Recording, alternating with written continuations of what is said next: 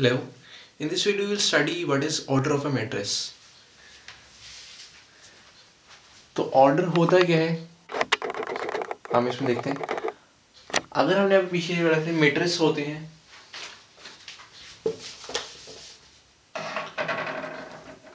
जिसके अंदर मैं एक मैट्रिक्स अज्यूम करता हूँ. इसके से एलिमेंट्स है 5, 7, 9, 10, 14, 13. अब इसके अंदर रोज कितनी है? 2 रोज हैं, R1 R2. कॉलम्स कितने हैं इसके अंदर? 3.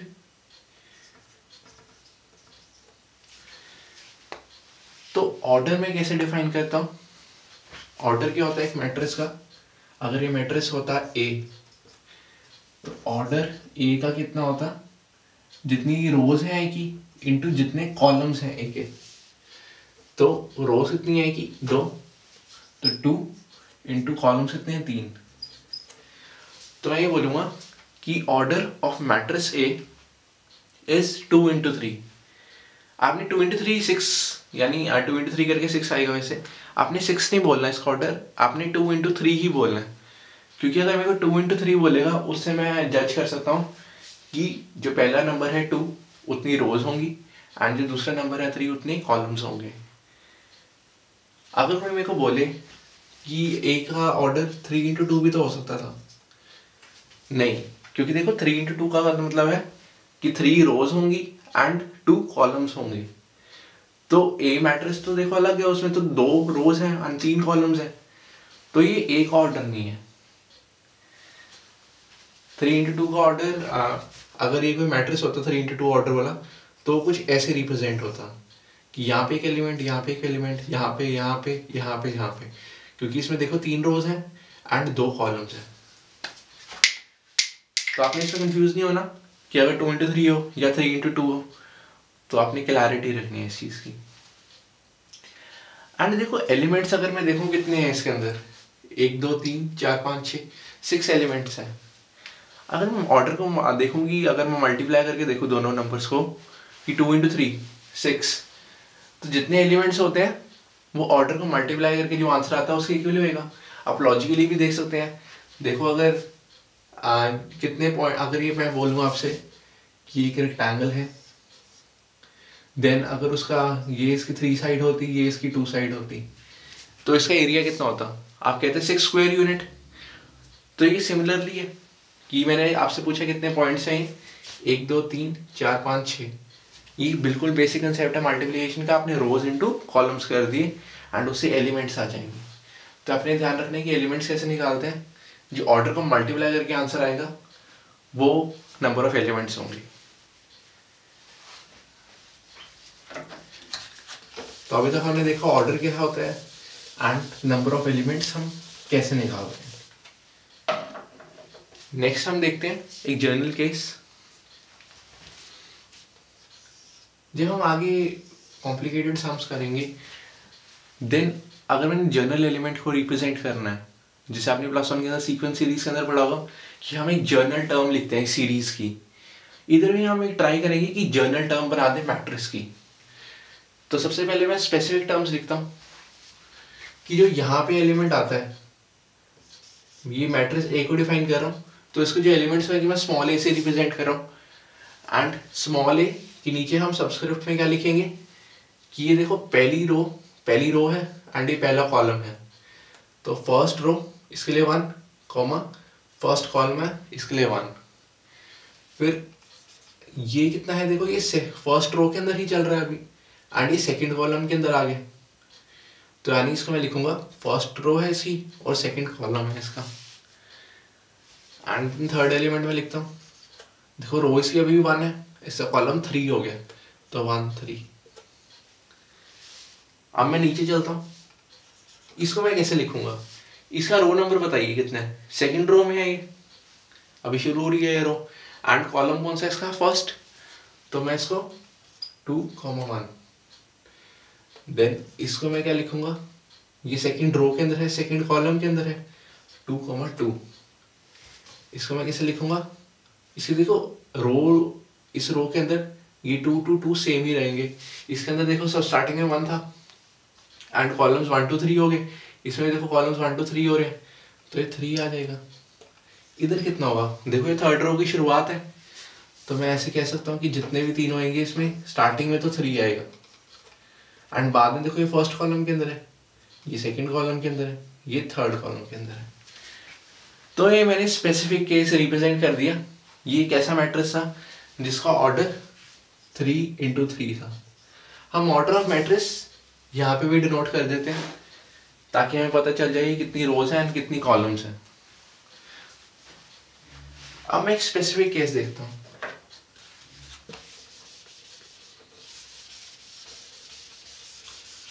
मैं मैट्रिक्स अभी भी यही ले रहा हूँ, लेकिन इस बारी पहले जैसे 3×3 का ऑर्डर डिफाइन था, इस बारी मैं ऑर्डर जनरलाइज कर देता हूँ। मैं कह देता हूँ ऑर्डर इसका है i×j, जहां पर i और j कुछ भी नंबर्स हो सकते हैं। जैसे 5×6 ऑर्डर हो सकता है इसका, जहाँ पे रोज कितनी होंगी फिर 5 एंड कॉलम्स कितने होंगे 6। तो ऐसे मैंने डिफाइन कर दिया। और देखो इसके अंदर पहला एलिमेंट ये a फर्स्ट रो के अंदर है, तो पहले तो 1 ही आएगा, एंड फर्स्ट कॉलम के अंदर है। देन ये इसमें 1 तो पहले ही आएगा क्योंकि फर्स्ट रो के अंदर है, देन ये सेकंड कॉलम में आ गया। इसको मैं क्या लिखूंगा 1,3, ऐसे चलता जाऊंगा मैं। अब देखो खत्म कहाँ पे होना है, मुझे कैसे पता चलेगा? मुझे पता है कितने i रोज हैं, यानी 1 2 3 4 ऐसे कितनी होंगी, ये i है रोज, एंड कॉलम्स कितने हैं j, 1 2 3 4 ऐसे चलते जाएंगे j तक। अब खत्म देखो j पे हो रहा है कॉलम, तो यानी यहाँ पे क्या लिखूंगा a1,j, क्योंकि लास्ट कॉलम नंबर कितना है j। ठीक है, आपने इसको रो के साथ कंफ्यूज नहीं करना। देन ऐसे मैं अगर यहाँ पे लिखूं तो ये सेकंड रो के अंदर है, एंड कौन सा एलिमेंट है, ये कॉलम इसका फर्स्ट है। देन अगर मैं इसको लिखूं ये 2,2 आएगा, ये 2,3 एंड सो ऑन, ऐसे चलते जाएंगे। अब खत्म कहाँ पे होंगे, देखो सेकंड रो है एंड लास्ट कॉलम नंबर कितना है j, क्योंकि देखो ये फर्स्ट कॉलम था, ये सेकंड कॉलम है, ऐसे ये लास्ट वाला कौन सा है, j कॉलम है। ठीक है, ऐसे में चलता जाऊंगा A31 A32 A33 एंड कहाँ तक A3j तक। अब मैंने देखना मैं नीचे कितना जाऊंगा, तो अब देखो ये A1 2 3, तो रोज तो देखो ये 1 ये फर्स्ट रो थी, ये सेकंड रो थी, ये थर्ड रो थी, एंड रो कहाँ तक आखिरी रो कौन सी रहेगी, ith रो। तो यानी ith रो के अंदर ये स्टार्टिंग में i आएगा, और कॉलम इसका कौन सा था, फर्स्ट। देन इस रो में देखो रहेगा तो स्टार्टिंग में i, क्योंकि i रो में चल रही है, एंड इसका कॉलम कितना हो जाएगा 2, इसका हो जाएगा i3, एंड लास्ट वाला कितना आएगा aij। राइट, तो ऐसे मैंने डिफाइन कर दिया इस मैट्रिक्स को, ये जनरल मैट्रिक्स था i×j ऑर्डर का, एंड मैंने इसको ऐसे डिफाइन कर दिया। अब मैं एक और फॉर्म लिख रहा हूं। मान लो इसका ऑर्डर m×n होता, जहां पे m और n रियल नंबर है, तो मैं क्या कह सकता हूं कि मैं a को रिप्रेजेंट कर सकता हूं ai, j से m×n ऑर्डर, और जहां पर i 1 से लेके कब तक जाएगा, m तक, एंड j कहाँ से कहाँ तक होगा, 1 से लेकर n तक। ये मैंने कैसे लिखा, इसको ध्यान से देखो, ये क्लियर हो गया। मैं इसको ड्रॉ कर देता हूँ।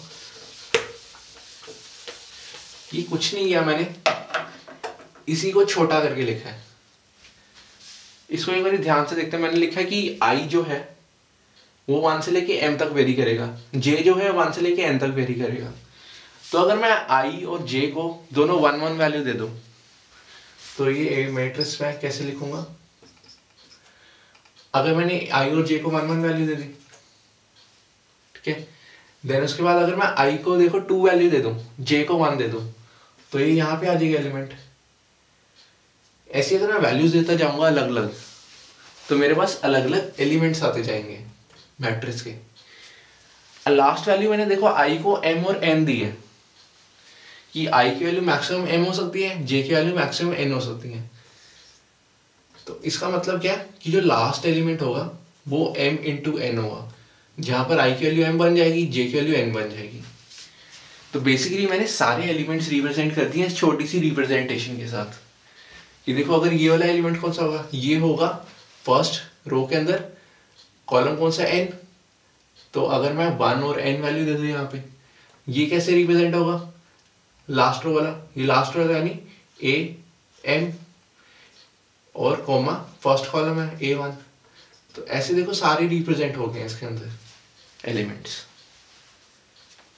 तो ये थी मेरी कंडेंस्ड फॉर्म लिखने की।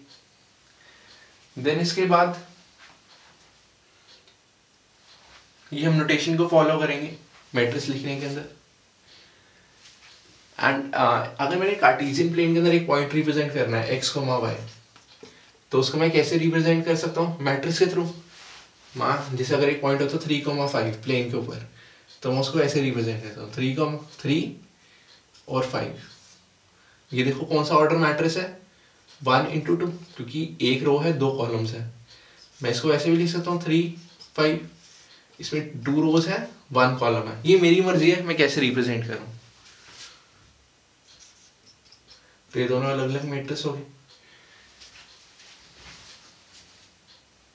एंड अगर मैंने रेक्टेंगुलर कोऑर्डिनेट्स, एक रेक्टेंगल है उसके कोऑर्डिनेट्स 1, 2, 3, 4, 7, 11, मैं ऐसे रैंडमली लिख रहा हूँ, ये करेक्ट ऑर्डर नहीं है लिखने का क्योंकि एक्चुअल प्लेसिंग कुछ और होगी।